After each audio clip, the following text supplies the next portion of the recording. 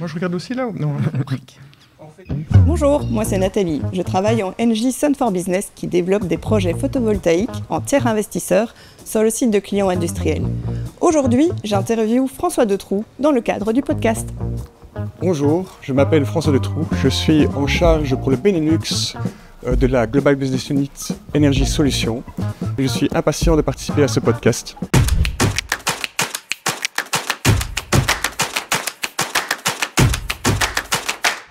Bonjour François. Bonjour Nathalie. Donc devant nous un bol avec des questions et donc je te propose de commencer par les questions vertes qui sont des questions icebreaker. Alors, peux-tu nous partager le lieu de ton enfance? Qu'est-ce qui rend ta ville natale ou ce lieu si spécial pour toi? Alors j'ai eu beaucoup de chance de pouvoir travailler sur tous les continents pour Engie, donc à New York, à Florianopolis, à Bangkok, à Paris de façon assez régulière. Mais mon pays de cœur, c'est clairement la Belgique, c'est là que sont mes racines. Et pour moi, les racines, c'est très important. J'aime beaucoup Bruxelles pour sa vie culturelle. Donc racines en Belgique, mais expérience internationale. C'est correct. Comment commences-tu ta journée de travail? Je déjeune avec mes enfants et ensuite qu'il pleuve ou qu'il vente, je viens au boulot à pied. Et quand j'arrive au boulot, mon grand plaisir c'est de saluer les équipes. Ça me permet de voir l'ambiance et de pouvoir dire un mot à chacun. Ensuite, je peux commencer ma journée de travail comme d'habitude. Quel a été ton tout premier job et quelles leçons en as-tu tiré? J'ai commencé chez Tractebel Électricité et Gaz International comme expatrié au Texas, donc aux États-Unis. Et je devais y modéliser les marchés électriques. Et donc ça m'a permis de bien comprendre le fonctionnement des différentes centrales, des marchés de l'énergie, des produits ancillaires, et donc une bonne connaissance du marché de l'énergie. Très challenging comme première expérience. Et c'était passionnant. Alors, thème suivant, les questions bleues. Donc ce sont des questions business. Donc, est-ce que tu pourrais nous présenter tes activités? Nous avons deux principales activités. La première, c'est les parcs photovoltaïques. Donc, cette activité a lieu sous le nom de Engie Sun for Business. Nous avons déjà contracté pour plus de 100 MW pic de parcs photovoltaïques.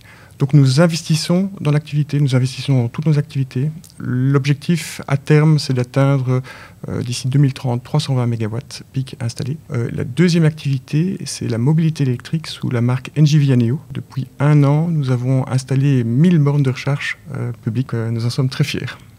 Impressionnant.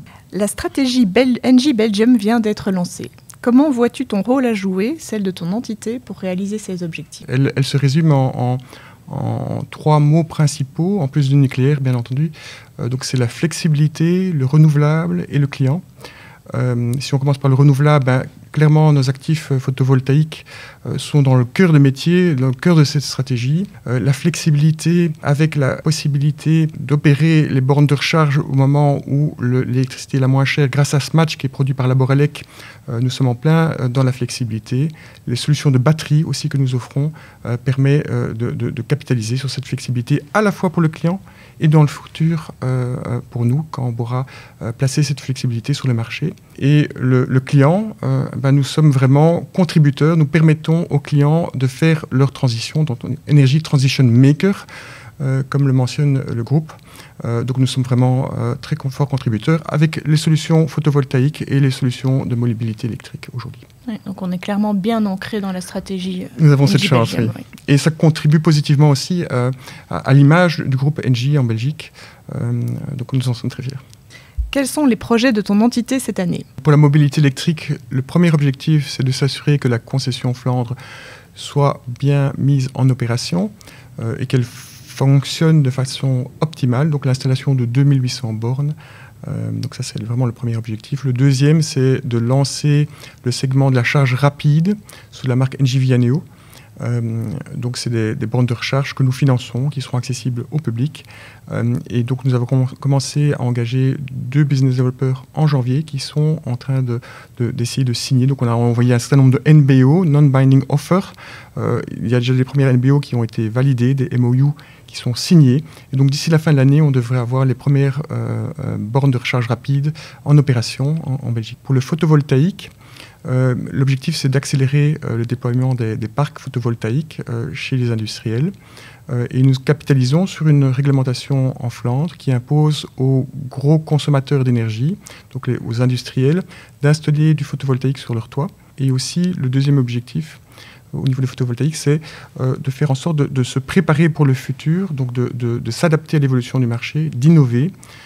Et là, il y a différentes pistes. Nous avons par exemple signé un contrat pour une installation significative de panneaux photovoltaïques légers sur le toit d'un industriel. Cette innovation permettra d'installer des panneaux là où on ne pouvait pas les installer jusqu'à présent, parce que les toits n'étaient pas assez solides, par exemple. La tendance aussi, c'est avec les prix qui sont de plus en plus volatiles, c'est de rajouter une batterie au parc photovoltaïque. Donc ça, c'est aussi une grosse tendance. On observe aussi la tendance du carport, qui est obligatoire déjà pour certains parkings en France et aux Pays-Bas. Donc nous allons pousser dans cette direction. Et un exemple, c'est Walibi, où on a installé un gros parc photovoltaïque. Une année bien remplie qui s'annonce. Tout à fait, mais les équipes sont dynamiques et donc ça avance bien. Quels sont les partenaires au sein d'Engie Belgique qui nous aideront dans ces projets ? Je crois très fort en OneNG. Nous travaillons avec toutes les équipes de support, donc aussi bien légal, controlling, régulatory affaires, les achats, etc. Et donc là, c'est vraiment un support vraiment indispensable qu'il faut évidemment faire à coût le plus limité possible parce que nous sommes dans des marchés compétitifs, mais on a beaucoup d'aide à ce niveau-là. Et on travaille aussi avec les différentes business units, que ce soit FlexGen, qui peut mettre des emplacements à disponibilité pour mettre nos bornes de charge rapide, que ce soit RES, GEMS par exemple, qui nous fournit l'électricité et qui nous fournit aussi 80% de nos prospects pour les parcs photovoltaïques. Donc la base de clientèle d'Electrabel en Belgique, nous en capitalisons pour pouvoir leur proposer des parcs photovoltaïques. On travaille avec Laboralec, je vais mentionner Smatch. Donc on travaille vraiment avec toutes les entités. C'est vraiment un accélérateur, c'est un avantage compétitif. Donc c'est quelque chose vraiment à promouvoir au sein du groupe. Le thème s'inverse, c'est-à-dire que pour la question orange, c'est toi qui deviens l'intervieweur. Quel est ton projet principal cette année ? Donc moi, cette année, je vais vraiment me concentrer sur la standardisation des processus. On a une équipe qui a grandi pas mal, on a de nouvelles activités qui se sont greffées aux activités initiales. Et donc, il faut vraiment revoir les processus, les standardiser. Et à côté de ça, la deuxième étape, c'est de trouver des outils pour digitaliser en fait, les processus et pour faire en sorte de gagner du temps, tout simplement. Merci beaucoup. J'apprécie vraiment de pouvoir capitaliser sur la maturité d'Engie Sun for Business. Donc les processus sont matures, professionnels, etc. pour les autres activités de l'entité. Donc c'est vraiment très très utile. Merci. Alors, comment vois-tu l'émergence éventuelle des panneaux solaires européens par rapport à ceux fabriqués actuellement en Chine ? C'est aussi une question assez dure.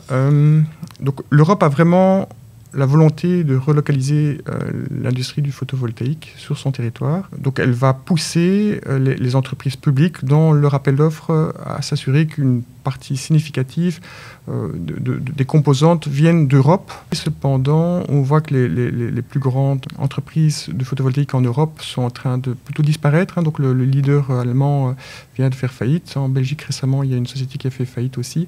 Donc c'est très très difficile aujourd'hui de se fournir de panneaux européens. La bonne nouvelle, c'est que les panneaux légers que nous allons installer, donc là, les composantes sont produites en Belgique et c'est une société néerlandaise qui commercialise cette solution.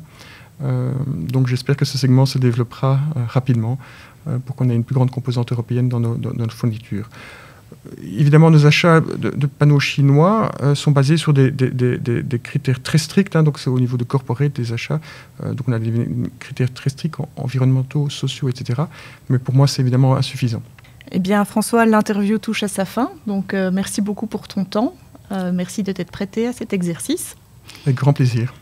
Et comme tes amis et tes collègues managers font également le même exercice, eh bien, je vous invite à aller voir tous les autres podcasts sur le site Engie. Je le ferai avec plaisir.